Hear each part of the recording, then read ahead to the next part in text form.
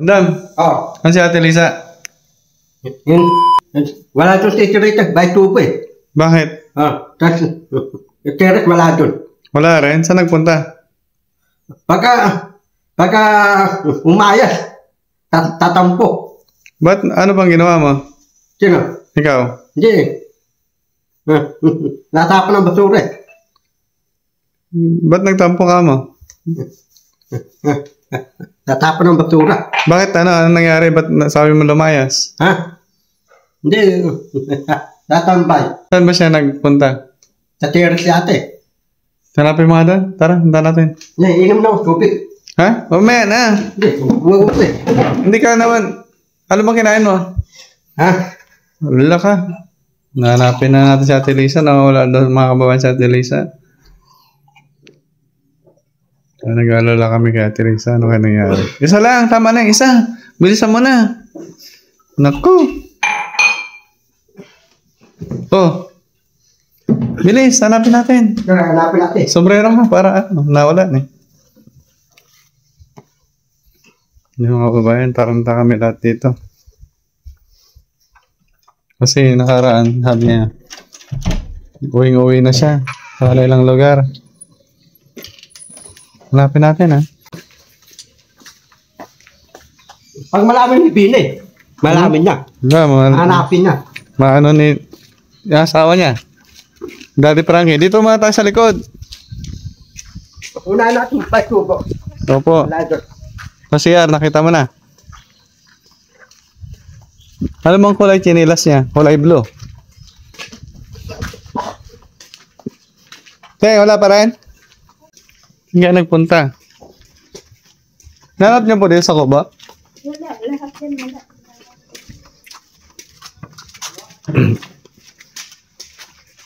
Ate Lisa? Ha? Wala. Bandam, nandyan? Wala. Halika. Kuya JC. Kuya JC. Saan ka? Tara, hanapin natin. Boss JB? Oh. Di ko alam yun, nasaan siya? Hindi nga, ay kanina naglinis ako sa sakyan doon eh. Tayo nyo, nakita ko pa kanina yun eh. Nung ano, si Yaya nga ano. Nakita mo? Anong oras ba yun nawala? Ngayon lang? Napainom ng gamot. No. Kasi kahapon, gusto niyang umuwi na. Ano ba lagi sinasabi? Ako gusto na umuwi. Kaya lang ba talaga sinasabi? Tayo dyan. Tara, Bandam. Sige. Hanapin natin sa bukid. Hanapin niya dyan yun. Hanapin niya. Hindi mo binabantayan eh. Ka talaga, Bandam eh. Ah. Ha? Hindi mo binabantayan eh. Baka nagtampo sa'yo, Bandam. Hindi.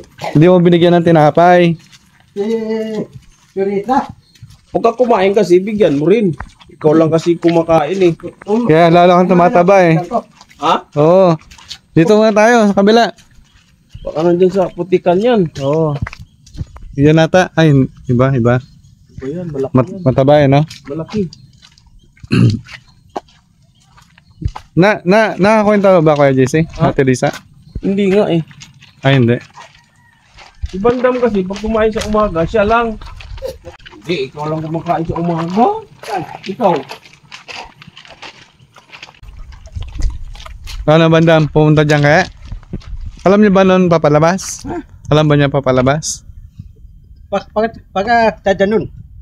Paano ka ba tumakas? Pag rito o dadaan o doon? Nung tumakas ka? Saan? Nung tumakas ka noon, saan ka ba dadaan? Dito o doon? Si Tirita, hinaya ko. Hindi, nung tumakas ka noon. Dito ka tumakas. Pero alam mo kung paano tumakas ha. Hindi ka dumadaan dito. Dito ang daan mo. Dito dyan. Dito yun. Dito yun. Ikaw yung ano eh. Ikaw yung madalas tumakas. Kaya alam mo yan. Sino? Ikaw. Ako? Oo. Ang taas ng baha ah.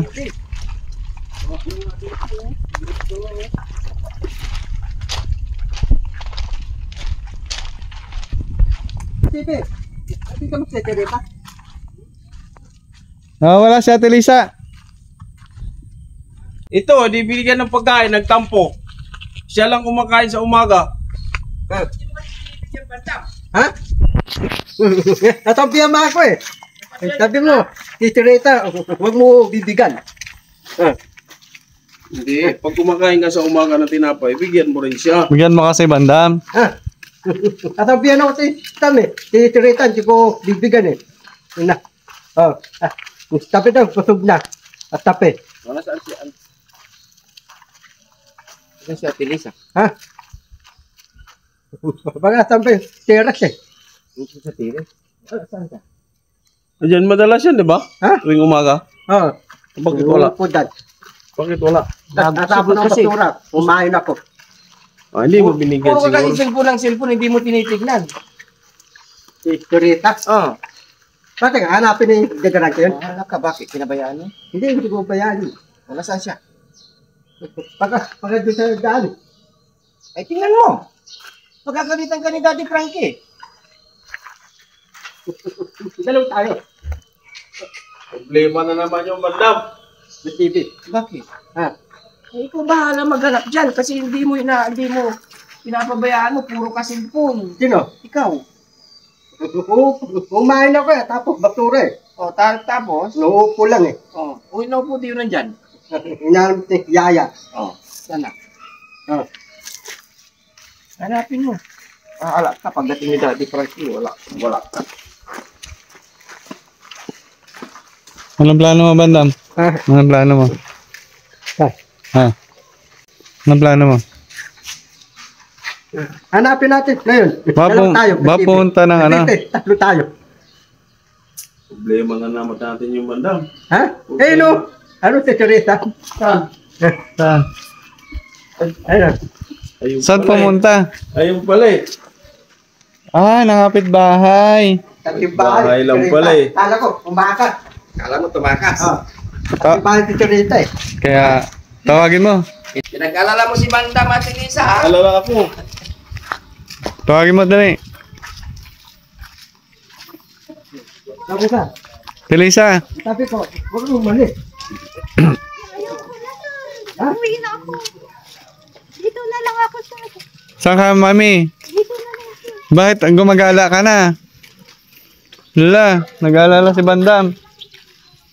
Ayaw mo na. Uwi ka na talaga. Balik ka, pasok ka sa bahay ka, pasok ka. Dito ka, mami. Dito. Huwag kang umalis. Ha? Kasi bumabagyo.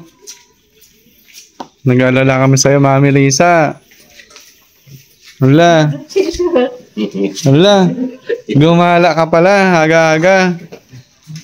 Nag-aalala kami lahat sa'yo, ah. Bandam, Ha? ano sabihin mo kay Ate Lisa? Sabi ko, wag ka umalis, dito ka lang. Marami pagkain, busog ka. Ha? Oo, Son. Sabi ko, wag kang umalis ha. Ha? Oo, Dito sir. ka lang ha. Para mabusog ka. Hapon, umarinda natin, tikoy, pati bukupay, pati bibingka, putong bumbong. Putong bumbong, bibingka, pati putong bumbong. Oo, Son. Wala pang puto bumbong Bandam kasi passport at sa Christmas yung puto bumbong. Pasto na yun eh. Pasto na eh. Hindi pa. Ano pala ngayon? July, Matapos yung July. August. Matapos yung August. September, September. Tapos, October, October. November, December. September. 6 na buwan pa bago 6 ka buwan. magkaroon ng puto bumbong. Tapos yung mga bago taong kainan, tatay kakain. Dito, magbibili ng Wala maraming... tayong handa. Kukuha si Daddy Frankie ng maraming handa. Hindi, titirang ka natin handa na. Watang Makati, dadalhin niya. Oo, dito gagawa. Ha? Tapos dito, maghahanda ng marami. Tapos magkahagis ng pera. Dapat pupunta si Ma'am Martin dito. Oo. Pupunta din. Oo. Pati mga anak ni Darangke pupunta. Lahat pupunta tayo dito. Pupunta yung mga anak na.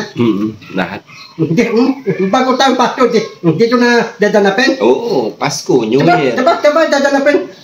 Makati, pasto bago tayo Makati. Hindi, dito na ngayon. Kasi nakarang taon doon. Nakaraan taon doon Makati. Oo. Pati pasto. Oo. Makati na yun. Iba na. Dito na. Iba na din. Iba na, siyempre, dito naman.